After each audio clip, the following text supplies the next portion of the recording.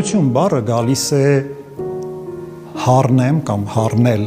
բայից գրաբարյան, որը նշանակում է նախ ոտքի կանգնել։ Երկրորդ նշանակում է արթնանալ եւ երրորդ նշանակում է հարություն առնել մեռելներից։ Այսինքն հարությունը դա ոտքի կանգնած վիճակ է։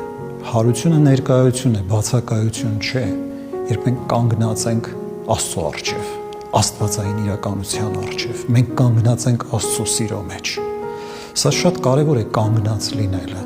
ներկա լինելը։ Երբ Աստված ասում է՝ ուր ես, ասում ես՝ ես այստեղ եմ, Տեր, կանգնած եմ քո առջև։